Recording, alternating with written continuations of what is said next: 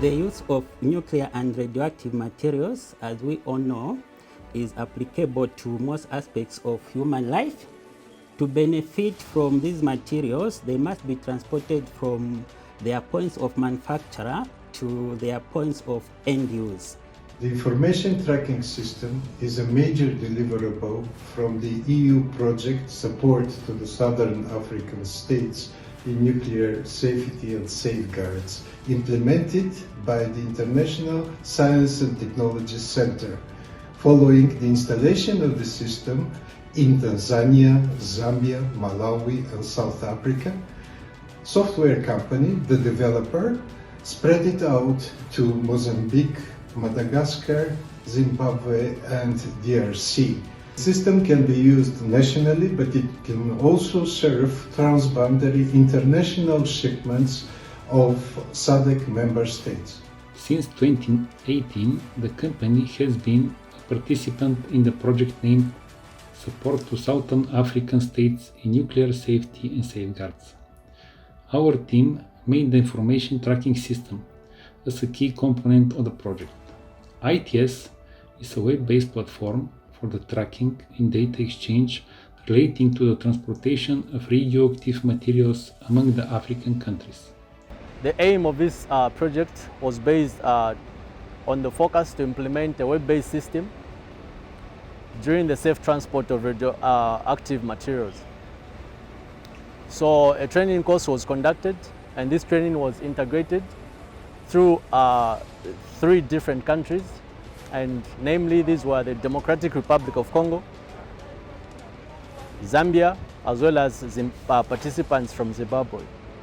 Our team role in this exercise is to assist participants to improve interaction between the countries' regulators using ITS system, provide rapid information exchange and the real-time tracking of transportation of UOC and other RAMs, transfer the monitoring of transportation from country's regulator to another country's regulator, cooperate and make the best decision in emergency. So far we have reached participants from 8 SADC countries: Mozambique, Madagascar, Zambia, Zimbabwe, Democratic Republic of Congo, Tanzania, Malawi, and Republic of South Africa, in a total of 12 training sessions, both in person and virtually over a span of 4 years. Jointly we organizing this part of exercise. So this is the start point. We have to begin now, and we are going to Kasumbalesa. The key objectives of this training, basically, it's all about enhancing the knowledge, safety, and security of transporting radioactive materials. In this training, we have learned a lot, where there will be a system in place that we will be looking at the movement of these goods, that is starting from the origin country like DRC, and to be being monitored in line with the regulatory board that is being introduced, that will ensure that there is safety in the movement of these unique goods from these 3 countries. So here at the border, in a nutshell, what we do is that we do work with various stakeholders: the Zambia Revenue Authority, RATSA, the Zambia Police, Zambia IP Border Crossing Company, as well as the Ministry of Mineral and Mines Development. This is called Zambia Exit, where we receive trucks from Congo DRC entering into Zambia. Basically, it usually starts from us customs, where documents are being presented to us. After writing everything in our customs register books, immediately when we discover that these are copper concentrate ores, we submit the documents to our RPA guys colleagues. Good afternoon, sir. Thank you very much. My name is Ian Mukabe from Radiation Protection Authority. This is Madam Stephanie Miowa, my colleague as well from Radiation Protection Authority. Yes. We just came through for the assessment of radioactivity. So what basically happens here is once we localize a source using the PRD, we get close enough to the source and then identify what type of radionuclide that is. Right here, as I'm speaking right now, we have received consignments from DRC Congo, from which the tracking system was initiated. Crossing over into Zambia, we have just received the trackers here on the Zambian side, where they're supposed to now proceed to Lusaka, then up to Chirundu, into Zimbabwe.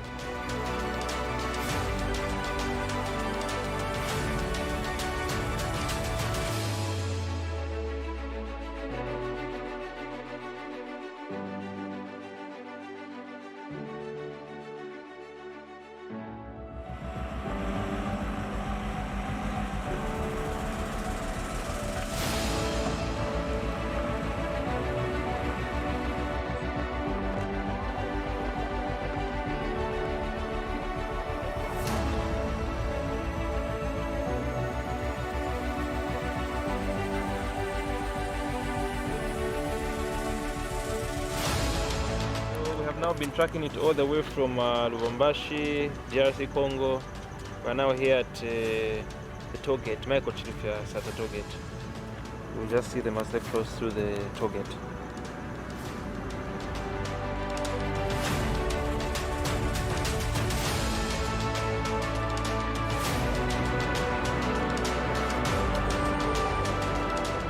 So as you can see, we've been tracking these tracks from Lubumbashi in Congo DRC.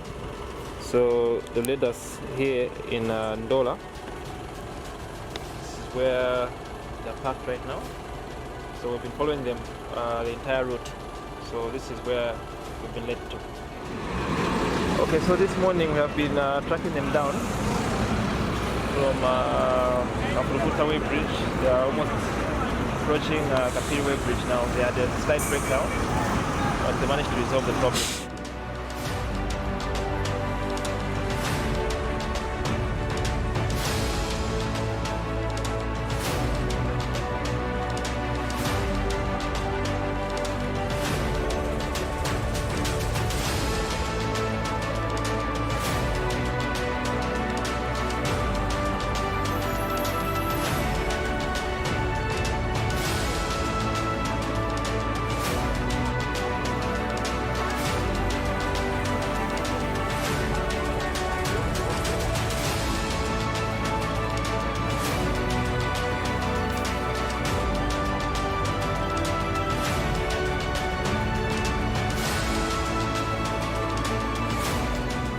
Okay, so we've been following these tracks all the way up to Kafue Way Bridge.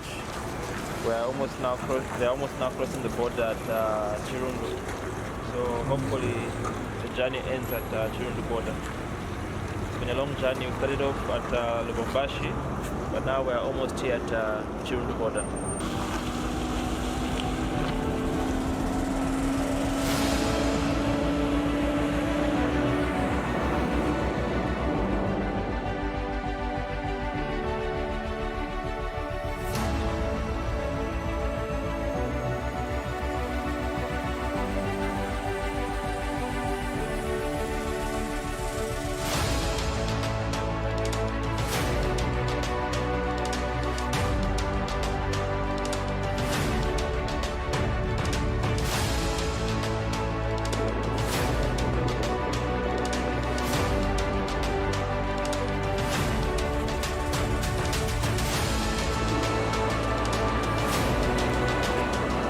We're now in Chirundu. We've been following the tracks all the way from Lubumbashi through Copper Belt, Great North Road. We are finally arriving here now in Chirundu border post. So they're crossing over to Zimbabwe side, where our colleagues from Radiation Protection Authority Zimbabwe shall take over and continue the tracking. Thank you.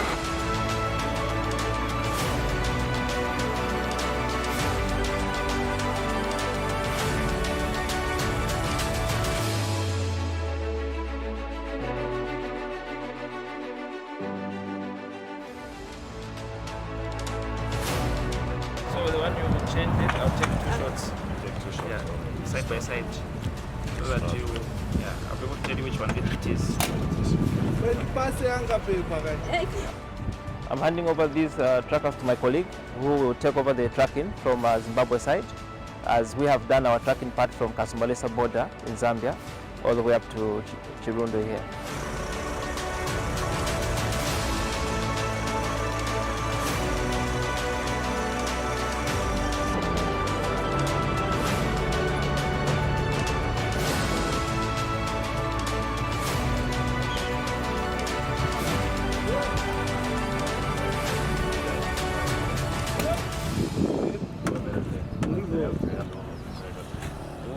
Another one. Yeah, this is the one that we're swapping. To bridge. Yeah. We had a training here concerning the monitoring of radioactive material from the point where the materials have been dispatched to where its destination. The training consisted of different stakeholders who participated. We had the regulatory bodies, we had the transporters, we had the clearing agents. The training took place from 15th to 26th of November this year. The essence of this training to the transporters was that they should have access or to know or have an understanding on how to monitor their products. In an event that there's an accident or the truck has been hijacked, it will be very easy to monitor or know where the consignment is. This afternoon we've been discussing with our counterparts, the Zimbabwean colleagues from the regulator in Zimbabwe. We have agreed consequently to have a memorandum of understanding which will help us strengthen the coordination, especially to monitor the transboundary movements of radioactive or other related materials. We actually have no fears when it comes to the long distances that we have tracking these devices, because this system has got a lifespan of the batteries up to about a week, 7 days. They can still be online with the power.